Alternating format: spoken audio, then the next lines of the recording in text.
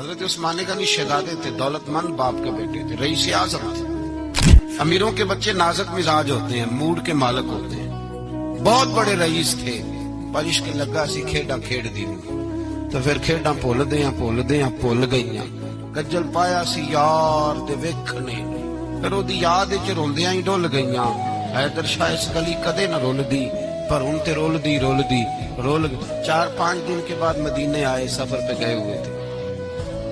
حضور کے پیچھے نماز پڑھی تو محبوب کے چہرے پہ ذرا نکاہت ہے، کمزوری ہے۔ حضرت بلال کو ملے، کہنے لگو بلال میں 4 دن بعد رہا ہوں، حضور کے چہرے پہ کمزوری کیوں ہے؟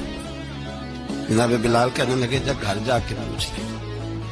کہتا میں نے دروازے پہ دستک دی، سیدہ عائشہ صدیقہ اندر سے بولی کون ہے؟ میں نے کہا اماں جی غلام ہوں عثمان، میں 4 دن کے بعد آیا ہوں تو چہرے پہ بڑی کمزوری ہے۔ فرماتے جناب عائشہ ہچکی لے کے روئی، کیا ہوا؟ تو کہنے لگی عثمان 4 دن ہو گئے کونین کے مالک نے روٹی کوئی نہیں کھائی، ایک پیالہ دودھ کا ایک کھجور۔ حضرت عثمان غنی رضی اللہ تعالیٰ کا اماں جی آپ پردے میں نہیں چلی جاتی؟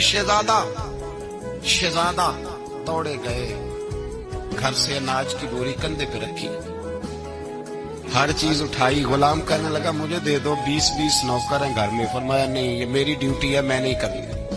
عثمان خود گئے، رسول پاک کے گھر میں جھاڑو دیا، چولہے میں آگ جلائی۔ حضرت عائشہ کہتی ہے میں پردے کے پیچھے سے دیکھ رہی تھی، جب عثمان پھونکے مارتے تھے تو داڑھی سے دھواں نکلتا تھا۔ اور عثمان جس نے پانی کا پیالہ بھی خود نہیں پیا تھا، اس نے سالن پکایا، پھر روٹیاں پکائیں تو ہاتھ جلے۔ کھانا پکا کے اور دسترخوان لگا کے مسجد میں حاضر ہوئے، کہا محبوبہ اگر مہربانی کریں تو گھر نہیں آتے؟ حضور تشریف لائے، اور جب پہلا لقمہ تن تندور ہڈاں دا بالن تے اسی ہاواں نال تپایا، کپ کپ مکیاں پیڑے کیتے، اتوں عشق پلیتھن لایا، تن دی ہانڈی من دا سالن، اتوں لون صبر دا پایا۔ غلام فریدہ میں ساری تیری، تینوں وجہ یقین نہیں آیا؟ کہا محبوب یہاں بیٹھے تو صحیح، یہاں بیٹھے تو صحیح۔ حضور تشریف فرما ہوئے، اور پہلا لقمہ جب نبی پاک نے منہ میں رکھا تو عثمان تڑپ کے روئے۔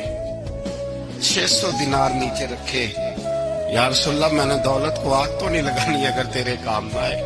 حضور کس کام کی یہ جائیدادیں، کس کام کی؟ اگر آپ کے گھر میں 4 دن کھانا نہ پکے۔ حضرت عائشہ صدیقہ فرماتی ہیں عثمان تو چلے گئے، یہ کہہ